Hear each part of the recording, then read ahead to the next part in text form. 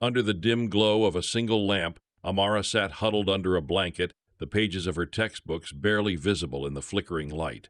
Her hands shook as she scribbled notes, each word a step toward a future she could barely dream of. Across the room, unseen by her, stood Alexander Rhodes, the billionaire whose empire she worked for, and who, in that very moment, found himself drawn to something far more powerful than wealth or status. Alexander Rhodes had it all. At 36, he was the face of Silicon Valley's elite, the founder and CEO of Rhodes Innovations, a tech empire that generated billions every year. His life was a flawless cycle of private jets, designer suits, and exclusive parties. People worshipped him, yet for all his success, Alexander felt a gnawing emptiness that never seemed to fade. His days were filled with meetings, acquisitions, and strategies, but his nights were spent alone in his sprawling mansion, staring out over the city that never slept. In contrast, Amara Johnson's world was defined by scarcity, not abundance. A 22-year-old with dreams bigger than the apartment she'd grown up in, Amara had been working as a maid in the Rhodes household for nearly a year. Every day she woke before dawn, cleaned the vast estate, and cared for the family's needs with a quiet dedication that no one truly noticed. To her, the grand mansion symbolized a life she couldn't touch, a life so far out of reach that it felt like a distant dream. But Amara was not one to bow to circumstance. Beneath her meek appearance, there was a fire that burned brighter than any diamond. She had enrolled in a local university's online program, studying late into the night after her exhausting shifts. With only a blanket and a flickering light as her companions, she dedicated herself to her education, hoping one day to escape the cycle of poverty that had gripped her family for generations. What neither Amara nor Alexander knew was that their worlds were about to collide, not through a grand gesture or an explosive event, but through something much quieter, a shared moment of recognition. For Alexander, it would begin with an unnoticed scene, and for Amara, it would set the stage for a transformation neither could predict. It was on a quiet Tuesday night that Alexander first noticed Amara, though he hadn't intended to. He had been heading toward his study, eager to finish some last-minute work before retreating to his penthouse for the evening. His mind was distracted, filled with the usual problems of running a tech empire. As he passed the hallway that led to the service quarters, something caught his eye. At first, he thought it was a trick of the light, a slight movement in the dark. But as his eyes adjusted, he realized it was Amara, hunched over in a corner of the laundry room, the faint glow of a small desk lamp illuminating the textbooks spread out in front of her. She was seated on the cold, hard floor, wrapped in an old blanket, her expression one of intense concentration. The rhythmic sound of her pen scribbling across paper was the only noise that filled the otherwise still house. For a moment he stood frozen in the doorway, watching her. He hadn't planned on intruding on her privacy, but something about the scene seemed out of place. Here she was, the young maid who served his family with unassuming grace, far removed from the luxuries that filled his world. Yet in this quiet, dimly lit space, there was a determination in her eyes that drew him in. It was as if she wasn't just studying. She was fighting for something, battling against the very fabric of her circumstances. Amara didn't notice him standing there. She was too absorbed in her work, so focused on the pages before her that the world could have faded away. It was a stark contrast to the life of privilege he was used to, the endless parties, the luxurious homes, the people who had everything handed to them. For the first time in a long while, Alexander felt a pang of guilt. His wealth and success, though hard-earned, had never required the kind of sacrifice he saw in Amara. It was a sobering realization. His life, though filled with privilege, was devoid of the raw, unshakable drive he saw in her, and that bothered him. He stepped back from the door, unsure of why he had even stood there in the first place. Amara's dedication had no logical explanation, at least not to him. She was just a maid, a cog in the wheel of his opulent world, and yet there was something about her that seemed to pulse with an energy he couldn't ignore. The next few days felt strangely unsettled to Alexander. He couldn't shake the image of Amara, her eyes fixed on her textbooks, her pen moving with purpose, undeterred by the world around her. He tried to push the thought from his mind, focusing on the constant demands of his business, but the memory lingered like a faint echo in the back of his mind. He couldn't figure out what had drawn him to her. It wasn't attraction, at least not in the conventional sense. It was something deeper, something that made him question his own life. He had always prided himself on being a man of ambition, someone who would stop at nothing to achieve his goals. But in that brief moment, he saw someone who possessed a kind of quiet strength he hadn't known was possible. Someone who wasn't waiting for the world to hand her anything, but instead was fighting for a future she could barely touch. He hadn't meant to feel this way. She was just a maid, after all, part of the staff. But in that fleeting moment, he realized that he couldn't forget her. Her determination had left an indelible mark, and he found himself compelled to learn more, not out of curiosity, but out of something else, something he couldn't quite name yet. What was it about her? What was it that he saw in that quiet, determined gaze that stirred something deep inside him?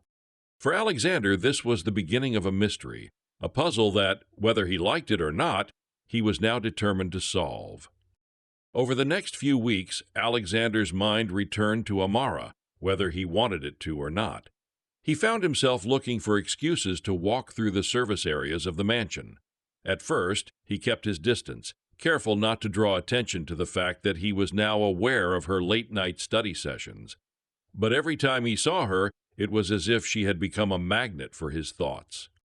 She worked tirelessly, and it was clear that her dedication wasn't just to her job as a maid, but to something greater. Alexander couldn't understand it. In the world he lived in, hard work was often just a means to an end, a way to climb the ladder and claim victory. But Amara, she worked for something intangible, something that seemed out of reach to most people, a better future. The tension within Alexander grew, stirring an unfamiliar restlessness. He would find himself staring out of the windows of his office, looking down at the estate, wondering what life was like on the other side of the mansion's walls. He had everything, and yet there was a longing inside him, a deep yearning for something beyond wealth, power, and material success. It was during a company gala that Alexander's internal conflict reached its peak. As the high-powered executives and business partners mingled around him, his eyes drifted toward the service staff, their faces a blur of professionalism. Amara was there, of course, but this time it wasn't her study habits that caught his attention. It was the way she moved through the crowd. She didn't belong here, at least not in the way the others did. She was too real, too grounded for this world of fake smiles and shallow conversation. For the first time, Alexander realized how out of place he was in the life he had built. He looked around at his guests, all of them polished and perfect, and he wondered if any of them ever felt the way he did, like a prisoner in a gilded cage, trapped by his own success. But Amara, despite the vast divide between them, seemed free in a way he could never understand. She didn't need this world. She was only passing through, using it as a stepping stone, never letting it define her. The more he observed her, the more a quiet admiration began to blossom into something deeper. Alexander wanted to know what fueled her, what made her tick, what drove her to give so much of herself for a future she couldn't even see yet. But he knew it wasn't as simple as curiosity. The attraction, the connection, felt different from anything he had ever experienced. It was as if she had unlocked something inside of him, a side he had buried long ago, a side that craved something real, something genuine.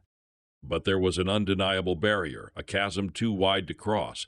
Amara was still just the maid, and he was still the billionaire CEO. Even though their worlds were colliding in ways neither of them could ignore, Alexander knew that his feelings were irrational. He had everything, and she had nothing. What could possibly come from such an impossible pairing? Yet every night, when he lay in his bed, he couldn't stop thinking about her. Her quiet resolve, her strength, her unspoken dreams. It gnawed at him, this pull between his reality and the world he could see in her eyes. It felt like a slow burn, a simmering tension building between them, one that neither could escape, no matter how hard they tried. And then one evening, when the air was thick with unspoken thoughts, Alexander found himself in the hallway again, outside the service quarters. He didn't intend to be there, but his feet had brought him to the door. Amara's light flickered through the crack, and he couldn't help himself. This time he knocked. It was the first time he had spoken to her outside of their brief exchanges during her work hours. The tension that had been building between them snapped into something tangible in that moment. She looked up, surprised to see him there. For a split second, their eyes locked, and in that fleeting moment, the unspoken understanding passed between them. She wasn't just a maid, and he wasn't just a billionaire. They were two people, existing in parallel worlds, drawn together by something neither of them fully understood. And yet, Alexander knew something had changed. Something inside him had cracked wide open, and he didn't know how to close it again. The evening of the gala had left an unexpected weight on Alexander's chest. As he lay awake in his vast, lonely bed that night, his mind replayed the brief but electrifying moment when his gaze met Amara's. The image of her looking at him with the same flicker of curiosity and unspoken understanding had been burned into his mind. Her face, so focused and unyielding under that dim light, had ignited something within him that he couldn't ignore. That quiet, determined look, the way she carried herself in a world that didn't belong to her, stirred a storm of emotions he had long buried. The next few days felt suffocating, like being trapped in a gilded cage he could no longer escape. Everything about his life felt hollow in comparison to the fire he saw in her. His world was built on appearances, wealth, and achievement. But what did any of it mean if it couldn't inspire that kind of raw, unshakable will? Amara, in her own quiet way, had begun to infiltrate his thoughts with relentless precision. He tried to focus on his work, but the thought of her studying in the silence of the night, her body exhausted, but her spirit burning brighter than ever, haunted him. She wasn't just a maid anymore. She had become something else to him, an enigma, a symbol of everything he lacked in his life. It was on a late afternoon that the moment of truth came. Alexander had decided, for reasons he couldn't explain, that he would speak to Amara. He had to know more about her, who she was beyond the apron and cleaning supplies. His mind was spinning with questions, and he knew he couldn't go another day without finding the answers. He found her in the kitchen, wiping down counters, her focus entirely on the task at hand. She didn't notice him at first, but as he approached, she paused. The tension between them was palpable. "Amara," he began, his voice steady, but his insides were anything but. "Can we talk?" She looked at him, surprised but not frightened. There was a calmness in her gaze that unsettled him. Her silence spoke volumes, but after a brief pause she nodded, setting the rag down and walking towards him. They stood in the middle of the kitchen, the hum of the refrigerator filling the air. It was almost absurd, this conversation between a billionaire and his maid. But it didn't feel absurd.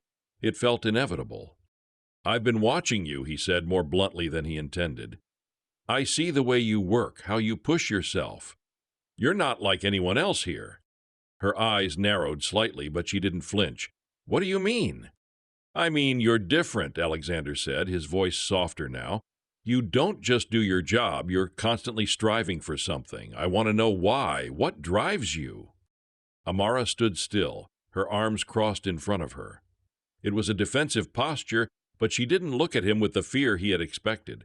Instead, there was a guarded vulnerability in her eyes that spoke of years of quiet battles fought in the shadows. "I want to do more than clean someone else's house," she said, her voice quiet but firm. "I want to change my life. I want to be something more than this." Her words landed like a punch in his chest. Alexander had never known struggle the way she did. He'd never had to fight for anything in the way she was fighting for a future that was completely out of reach. But there was something about her words, the weight of them, that struck a chord deep inside him.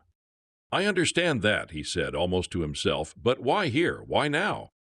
"Because," she replied, her gaze steady and unflinching, "this is the only chance I've got. I won't let my circumstances define me. Not anymore." The truth of her words, the sheer force of her will, hit him like a wave. It wasn't just about education or escaping poverty. It was about the relentless pursuit of a life worth living, no matter the cost. In that moment, something shifted in Alexander. He had always admired ambition, always seen it in terms of power and wealth, but what Amara had was different. It wasn't ambition for success or recognition, it was ambition for survival, for something pure and untainted by the luxuries of his world. He realized then that he hadn't been drawn to her just because of her intellect or her work ethic. It was her resilience, her unbreakable spirit that had ensnared him, and it was terrifying. Because in that moment he understood something profound. Amara was everything he had been running from. She was the truth he had spent his life avoiding. She embodied the kind of strength he didn't know how to tap into himself. "I admire that," he said, his voice almost a whisper. "I admire you." The air between them thickened, both of them standing on the precipice of something that felt too big, too overwhelming to name. But neither of them moved. Neither of them spoke. And for the first time in years, Alexander realized that he was not in control. He wasn't the one making decisions in this moment. Amara had changed everything. The days after that conversation were a blur of confusion and urgency for Alexander. He couldn't escape the weight of his emotions, the thoughts of Amara constantly swirling in his mind. It wasn't supposed to be like this. He had lived his life in a world of certainty, where everything could be quantified, controlled, and managed. And yet here he was, uncertain about the simplest of things, his feelings, his desires, and his place in a world that was no longer satisfying. In the weeks that followed, he found himself seeking her out, not consciously at first, but in ways that surprised him. He'd make excuses to visit the areas of the house where she worked, asking about something trivial just to engage her in conversation. There was a certain ease when they spoke, a fluidity that hadn't been present in any other part of his life. It was as if the world outside of these moments no longer mattered, and in these rare stolen exchanges he could breathe. But with that breath came the mounting realization. Their worlds were incompatible. Alexander was used to making decisions with the snap of his fingers, knowing his power and influence could shape anything around him. Amara, on the other hand, lived in a world where every decision was measured in survival. The thought of bringing her into his world seemed almost absurd. He was used to people wanting things from him, to people trying to climb to his level. Amara wasn't like that. She wasn't interested in the wealth, the fame, the grandeur of his life. She wanted to escape it, to create something of her own, to stand on her own 2 feet without anyone's help. And that, perhaps, was what terrified him most. The very thing that made her so appealing, her independence, her quiet strength, was also what made her unreachable. He wasn't sure he could offer her anything she wanted, and the idea of someone turning down his world, his empire, left him feeling disoriented and powerless. Then came the night that changed everything. It was a stormy evening, the rain pelting against the windows as Alexander returned home after a long, grueling day. The house felt colder than usual, the kind of cold that seeped into your bones, leaving an unsettling chill in your chest. He had planned to retreat into his study to work, but as he passed the hallway leading to the staff quarters, he noticed a flicker of light under the door of the laundry room. The light that had once felt like a beacon of hope now seemed like a warning. Without thinking, he knocked. Amara opened the door, her face pale from the long hours of study, the exhaustion clear in her eyes. But it wasn't just her fatigue that made her look different. It was the way she stood, distant and guarded. "Amara," he said, his voice tinged with frustration, "we need to talk." She stepped aside, allowing him to enter, but her eyes were cautious, as if she knew where the conversation was headed. The tension between them had been growing for weeks, but this moment felt different. The unspoken bond that had been building now seemed like an unsolvable riddle, and neither of them had the answers. "I don't know what to do anymore," he said, his voice strained. "I can't stop thinking about you, Amara, and I don't know what that means. You've become someone I can't ignore." Amara didn't say anything immediately. Instead, she turned away, her back to him, as if the words were too heavy to bear. He could feel the air between them thickening, her silence cutting through him like a blade. For a brief, painful moment, the chasm between their lives seemed insurmountable. She had her own world, and he had his. How could they possibly meet in the middle? I don't want this, Alexander, she finally spoke, her voice low but steady. I don't want your pity or your charity. I don't need your money. I'm not trying to be a part of your world. Her words hit him like a slap, and the sting was immediate and sharp. The world he had spent years building, the wealth, the power, the control, was nothing to her. He had always seen it as his greatest strength, but here, in the quiet space of this conversation, it felt like a weakness. The very thing that had made him who he was had no value to her, and it hurt more than he could have ever anticipated. That's not what this is, he said, his voice thick with emotion. It's not pity, it's something else, something I can't explain.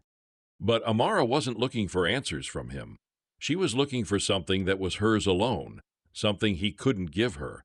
And in that moment, Alexander realized just how deeply they were separated by their realities. She wasn't asking for help. She was fighting to stand on her own.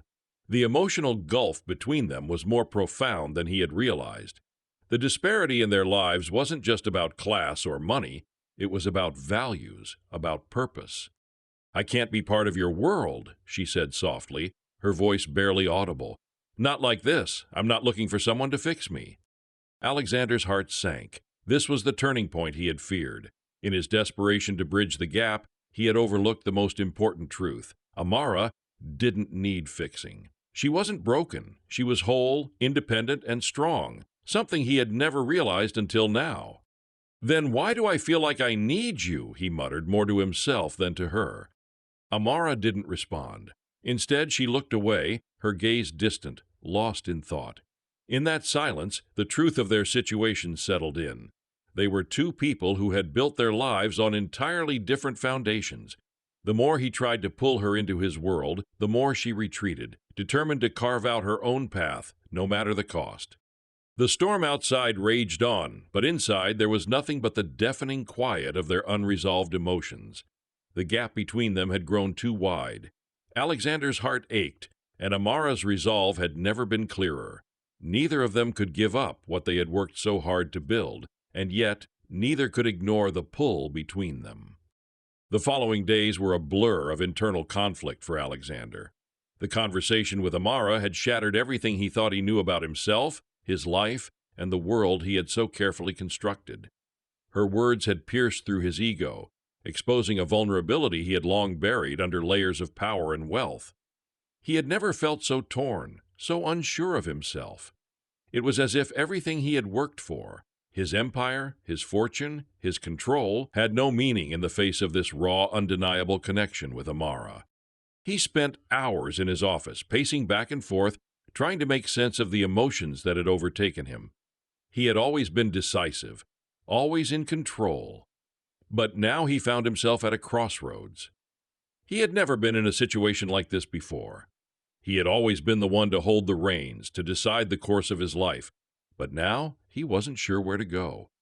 What was he supposed to do when the thing that mattered most to him wasn't something he could buy or control?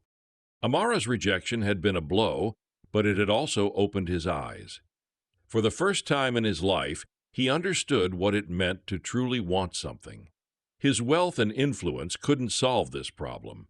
They couldn't give him what he truly craved, the chance to be a part of something real, something that didn't depend on status or money.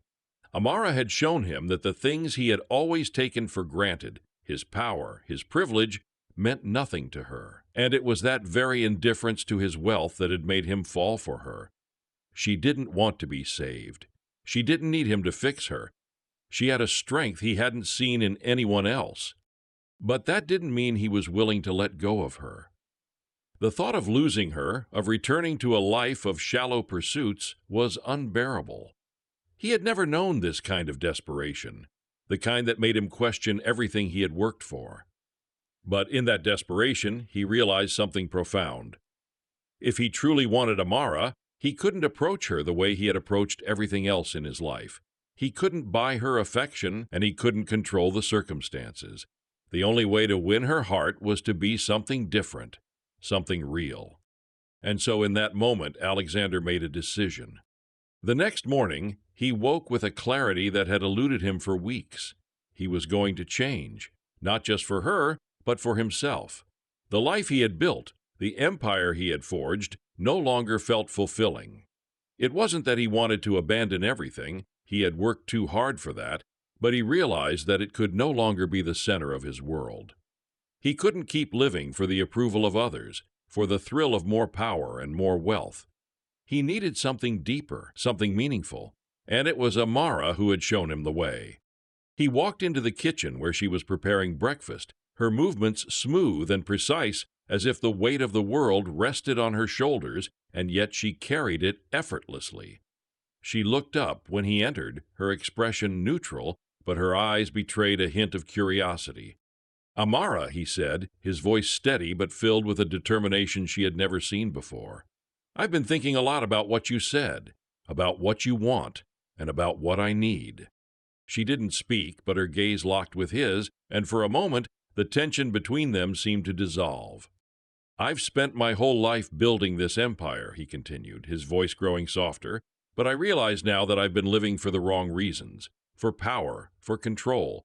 But none of that means anything if I'm not living for something real, something that matters. And I want that. I want to be someone who isn't defined by wealth and status. I want to be someone who earns respect not because of what I own, but because of who I am." Amara's eyes softened, but she remained silent. She didn't need to say anything. The sincerity in his words was enough.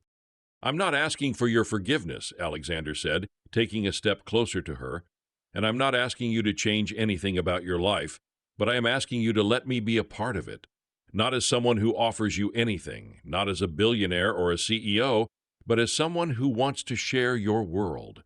A world where hard work and dedication are the true measures of success." For the first time, Amara seemed to hesitate. She looked at him, her eyes searching his face for any sign of insincerity. But there was none. The man standing before her was different from the one who had walked into this house months ago. This was a man who had been broken open by something far more powerful than money or influence. This was a man who had seen beyond his own desires and had learned to value something far more important. After a long silence, Amara spoke, her voice steady but soft.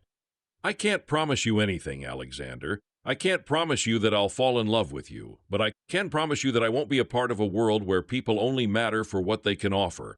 You're right about one thing. It's about who we are, not what we have." Alexander nodded, his heart pounding in his chest. He had made his decision. He wasn't asking for her love or her approval. He was asking for a chance to prove that he could be a part of something greater than himself, to be someone who wasn't defined by his wealth, but by his character. And in that moment, everything changed. The man who had once been defined by his empire, by his power and control, was now a man who was willing to sacrifice everything he had ever known for the chance at something real. And the woman who had once been just a maid was now the one who had taught him what truly mattered.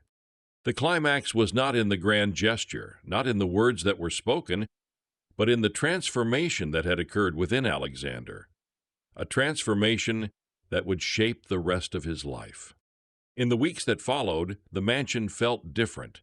The air, once heavy with the weight of unspoken tension, now seemed lighter, freer. Alexander's decision to shift his life had come with challenges, but it had also brought a sense of peace he had never known. The pursuit of power, wealth, and status no longer held the same allure. He had chosen to step back, to embrace the parts of life that truly mattered. His empire was still there, but it was no longer the center of his world. He had made a conscious effort to let go of the things that once defined him. He spent more time in the quieter corners of his estate, learning about the people who had always been in his life, but whom he had never truly seen. His conversations with Amara became more frequent, but it wasn't about trying to win her affection anymore. It was about mutual respect, shared values, and a recognition of the quiet strength in one another. For Amara, nothing had changed in terms of her own drive, but there was a subtle shift in how she saw Alexander. The man who had once seemed distant and unreachable was now someone she could speak to openly. They no longer stood on opposite sides of a vast chasm of wealth and privilege. They stood as equals, two individuals working toward something real, a partnership, a shared understanding of the importance of perseverance, integrity, and growth. One evening, as they sat together in the garden, Alexander turned to Amara, a quiet smile on his face. "I may not have everything I once thought I needed," he said, "but I know now that what I have, this with you, is enough." Amara smiled back, her eyes filled with a quiet understanding. "It's all about the choices we make," she replied. And for the first time, Alexander knew that he had made the right choice. It was a choice not defined by wealth or power, but by love, respect, and the pursuit of a meaningful life.